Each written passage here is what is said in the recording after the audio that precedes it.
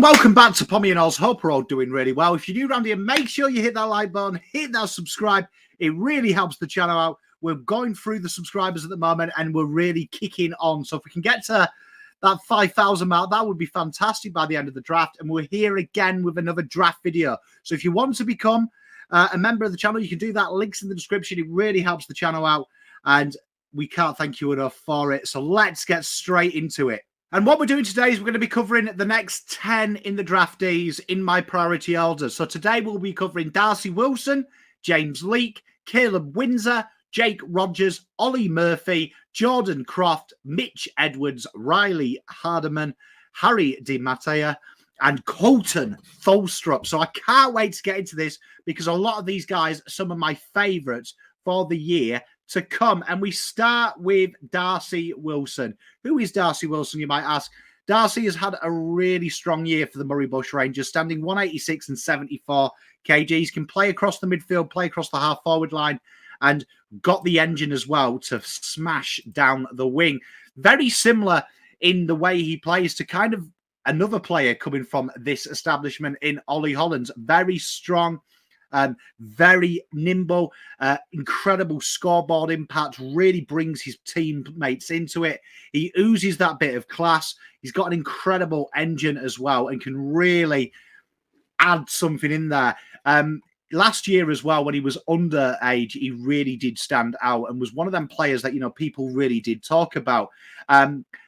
Smashed all the testing this year for things that you'd expect for someone with that engine to go along. As you can see there, 25.4 disposals, 5.8 marks, 4.5 clearances, interesting enough, just under 4 inside 50s, 6 score involvements, and 1.5 goals for the Murray Bush Rangers.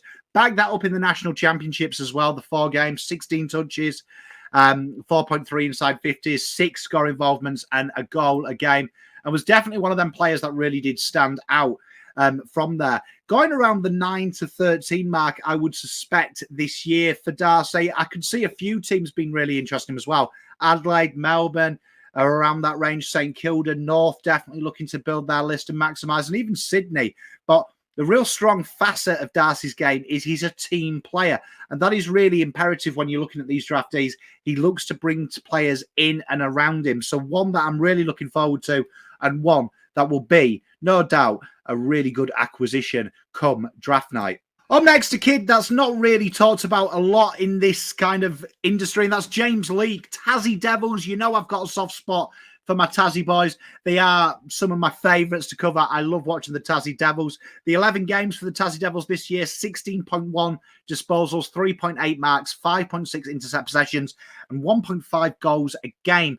187 he stands, 77 kegs, and again, around that 10 to 15 mark. So he's definitely going to be one of them players that, you know, is just in that crux of the first round. And he's not only does he combine speed and power, but he also shows high IQ and looks to take the game on. In the national championships, his stats are equally as impressive. 16.3 disposals, 5 marks, 6.3 intercept possessions in them games he played. And his decision-making is what really stands him out for the rest. And this is a player that reminds me a lot of someone that could be maybe undersized that plays in them taller positions. Still got a bit of growing as the young lad as well, but 187. And I've got a feeling Sydney will be really into this player here. Like I said, high impact per possessions as well. Great user, great read.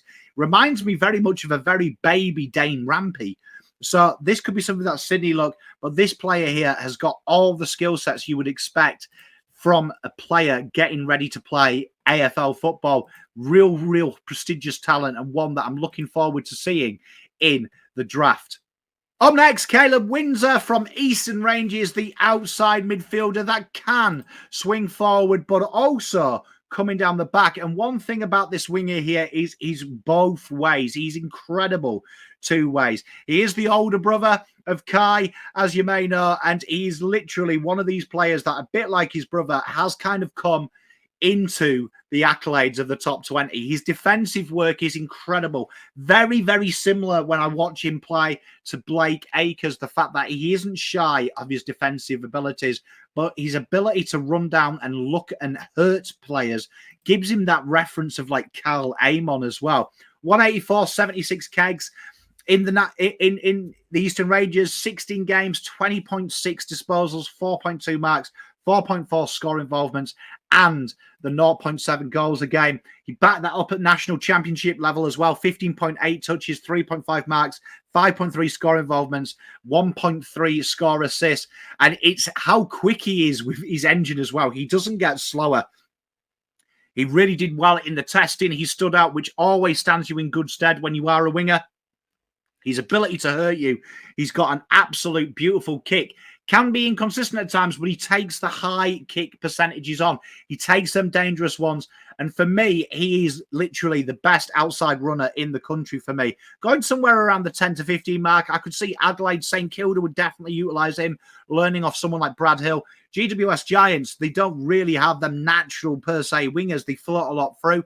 Is this something they look for? I do see a lot of Lucky Whitfield in this player as well. Someone that could maybe, as the years go on, go down back and start his life as a halfback as well, particularly with his defensive skill set and working on with a little bit more time. But Caleb Windsor is definitely one to watch out for, and he's probably in my top 5 favourites in this year. Up next, Jakey Rogers. And you know me that I spend a lot of time looking at, your NGAs and your father sons, because I like to have a moan about the draft pool being diluted. And this guy here is that thing, good things come in small packages. This guy here might be 170, but he is a beast. He won best on actually against my football club. Already played VFL as well, state football, which is good. That shows you it. And he didn't look poor.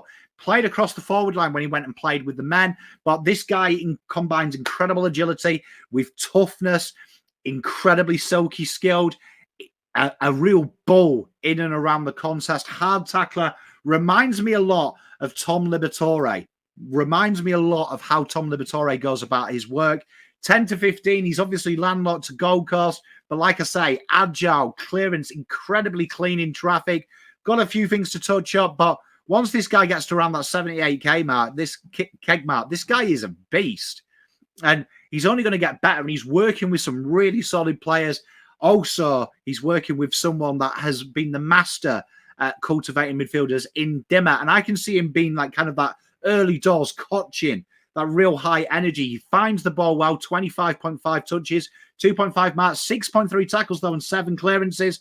Back that up at national championship level as well. 5.5 clearances, 22.5, 6.3 ground ball gets as well to go with the 10 he had playing for the academy. This kid here is a superstar. We'll go around 10 to 15.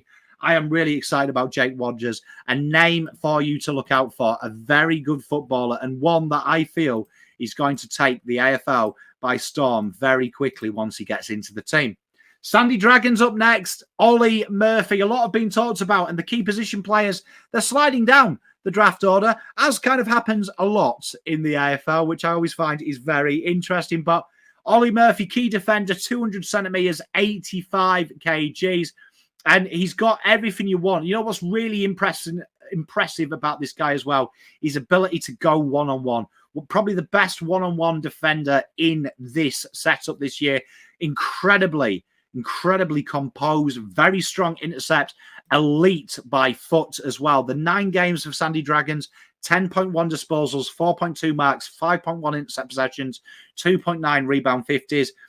Bats it up in the national championships. Again, 4.5, 5.3 intercept possessions, 4 rebound 50s, 4 spoils, and he's really, really strong. And he reminds me a lot of these modern day. He gives me real Sam Taylor vibes in the terms of that he's really understated and his ability to set up traffic. I think Melbourne will look at him, definitely, because I think he's something they haven't got. I think Collingwood will definitely be into this guy. I could see St Kilda thinking, we've got Cal Wilkie, let's pair him up with him. Sydney definitely as well. We know about their defence and they've kind of done it. Even North Melbourne, if he slides that late, I don't think he will, but 10 to 15, this guy is a real strong one-on-one defender, incredible IQ as well. And these are the type of players that when you are building your list, you want around. Bit of size on him. You could play him third as well, third defender to get him going. I think he is around that ready for early next year. Definitely someone that we're going to be looking out for, but a very solid player. We come to our father-son, Jordan Croft, landlocked. He's finally nominated. His dad, Matthew, obviously played 186 games. Key forward, very, very mobile. We seem to rinse and repeat with key forwards. Gone are the days of a big ox who stays forward and doesn't move. Now they're all very agile, very strong one-on-one, very clever as well that he brings it to ground as well. He's got that skill there. Doesn't need to work on it, but he just bring it to his forwards. That ground ball skill, though, would be good if he can work on that. Got some good players to learn off, though. Hugo Hagen and players like that who have perfected the art. But incredibly strong and attacking. He's got a real good ethic. Bit of strength needed at 200 centimetres and 81 kegs. But as he fills out, he'll be good. For Calder Cannons this year, 10.2, 3.5 marks, 6.4 scoring involvements. Very selfless. And that suits the doggies' mantra. 2.1 goals. Backed it up again at National Championships. 6 score involvements in the 3 games he played. 3.3 marks. Wasn't as prolific as we did, but he did showcase his skills. And they're getting a really solid player. And doggies, very smart. They've got 2 picks inside the top 10 because of this acquisition. So very smart play from them. But someone that I really admire, this guy. He's a very good player. And he's going to be one that's going to probably play in a very good young forward line there. And look out for Jordan Croft. Mitch Edwards, this might surprise some people. I've got him higher than most, 15 to 25. Peel Thunder, 206, 89 kegs. Now, few teams I think will be looking at him. Geelong will be one of them. Richmond will be looking at him. Maybe West Coast Eagles as well, but they have got Matty Flynn and they have got young ruckman there. But I do think Carlton as well have been linked with this guy as well. Not sure what happens with Murkoff. Obviously, that's a long-term thing. But this guy is probably one of the best, apart from Reid, the best ruckman as a ruckman. Very mobile as well. Very strong work. Has to work on probably his fitness and getting his engine, but his ability to climb, his overhead marking is strong. He's a very, very accomplished player that definitely has the ability to work around the ground. 13.8 in the 4 games this year for Peel Thunder, 4 marks, 32.5 hit-outs, just under a goal a game. In the National Championships, again, wasn't as prolific there, but was very strong with the 10 disposals and going at 70% hit-outs won, which is very strong. Real player that slid down the rankings. But when he was playing Waffle Reserves, we really did see that he could match it with the men. And this could be a real option for a second ruck at first. And this will be interesting here because a lot of teams have got their rucks sorted. I do think he will slide per se. I don't think some of the rucks, though, that some people have got above him, Will Green and players like that will go before him. But I think this is a real talent here. There is talk that he maybe doesn't want to leave WA, so that's why maybe I don't think Freo will pick him up, even though he is linked to them. They can't match the bid inside 40. Eagles might be a shout, but if you can convince him and get something going, especially if you're a Carlton with a hard WA edge to you, could be an option. And I really do like Mitch Edwards, one of my favourites. Riley Hardeman up next from Swans Districts. And this player here is that modern-day halfback. Everyone is looking for a player nowadays that really penetrates from the back half with elite kicking, but also line-breaking speed. And this guy combines all them facets. Gives me very shades of Isaac Quaynor in here. 185 and 75 kegs. The 7 games for Swan Districts. 22.1 disposals. 2.4 marks. 4.9 tackles. 5.4 rebound 50s at club level. In the leadership group, and really shone for the Colts, was the WA captain for the National Championships. Incredible engine, incredible speed. His ability to set up traffic, to turn defence into attack is insane. Really stood out as well in the Waffle and playing seniors as well. 3 intercept marks in his 1 game, 6 marks, 10 touches, playing in the back pocket as more of an interceptor. But he is very, very dangerous. And especially when he went into the Waffle Colts, you really saw that he dominated. And the National Championships was very solid as well. Few teams will be interested in here. Obviously, Nick Dacos is going to go further forward. There is talk that Quainer will go further forward. I could see Collingwood having a sniff, maybe. Melbourne definitely will have a sniff. North Melbourne could do worse. And the Eagles, do you know what I mean? You've probably got prime Shannon Hearn reincarnate here as well with his ability. A very strong player going that 12 to 20 mark, and he'll have a few suitors. And we finish with two of my favourites. And coming up first, Dandenong Stingrays, Harry Di Mattia. This player is everything I love when I watch my football.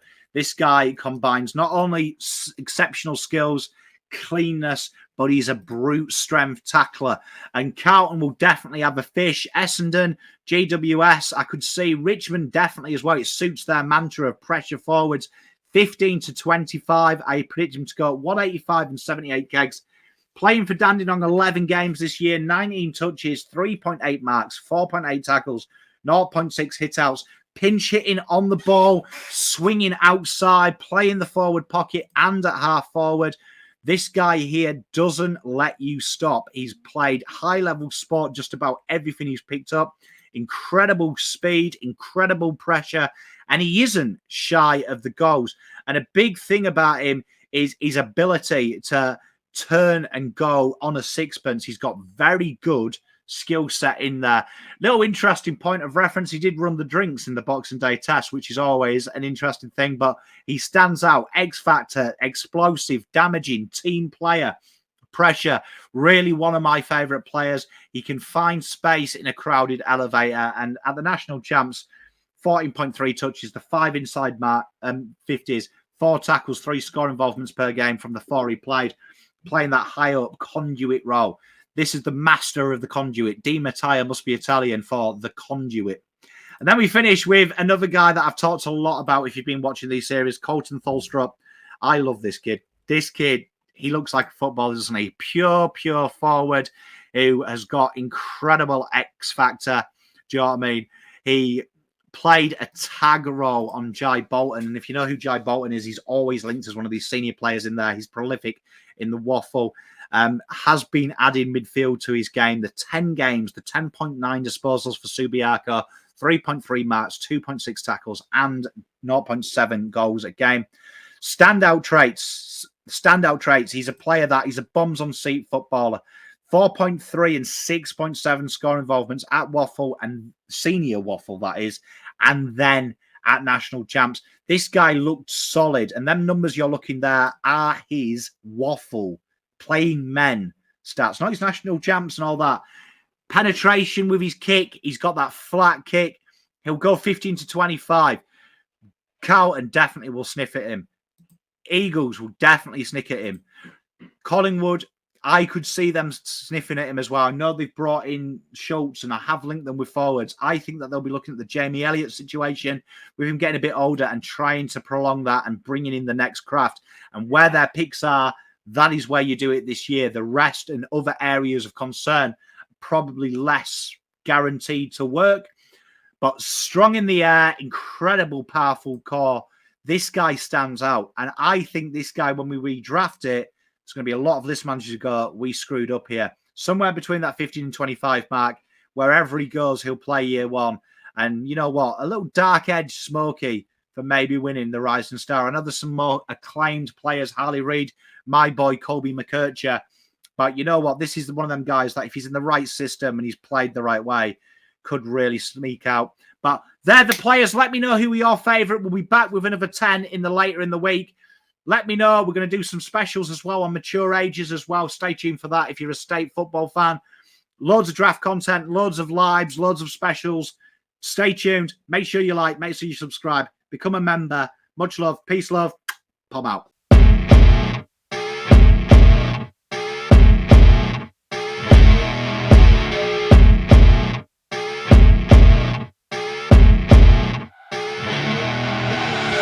I see her rolling up, Uber black Cadillac, high heel boots and a sexy body full of tats. Baby's bad, oh baby's hella bad.